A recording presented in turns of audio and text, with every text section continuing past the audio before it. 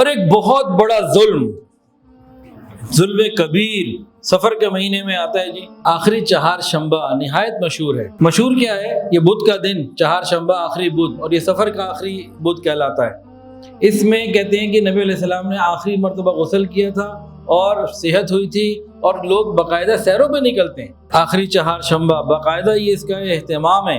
اور صرف میں یہ آپ کو یہ نہیں کہہ رہا کہ عام بات، ذرا غور کیجئے، اردو دائرہ معارف اسلامیہ پنجاب یونیورسٹی صفحہ نمبر 18-19، اس میں آخری چہار شنبہ کی تفصیلات لکھی ہوئی ہیں کہ ہندو پاک میں ایسے ایسے منایا جاتا ہے، کہیں برتن توڑے جاتے ہیں، کہیں غسل کیا جاتا ہے، کہیں سمندروں میں جایا جاتا ہے، کہیں سیروں میں جایا جاتا ہے، اور یہ سب کچھ ہوتا ہے۔ جناب علی، حقیقت کیا ہے؟ حقیقت یہ ہے کہ اس دن رسول اللہ صلی اللہ علیہ وسلم کا مرض بڑھ گیا تھا، شدت ہو گئی تھی، تکلیف میں اضافہ ہو گیا تھا۔ دشمنان اسلام یہودیوں نے خوشی منائی تھی، اور اس کو کتنے خوبصورت طریقے سے مسلمانوں میں داخل کر دیا گیا۔ جس طرح ایک یہ ظلم 28 یعنی کہ ایک یہ ظلم آخری چہار شنبہ کے لیے مسلمانوں نے نبی علیہ السلام کی نسبت سے رچایا اور منایا ہوا ہے، ابھی تک چل رہا ہے۔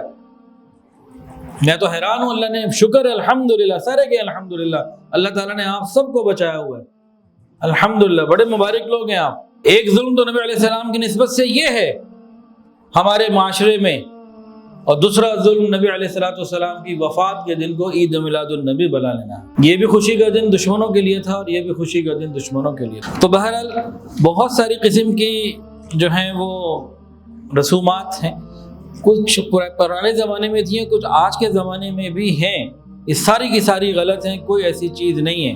ویڈیو کے نیچے سبسکرائب کے بٹن پہ کلک کریں، بیل کے آئیکن پہ کلک کیجئے تاکہ ہر نئی ویڈیو کی نوٹیفیکیشن آپ کو مل جائے۔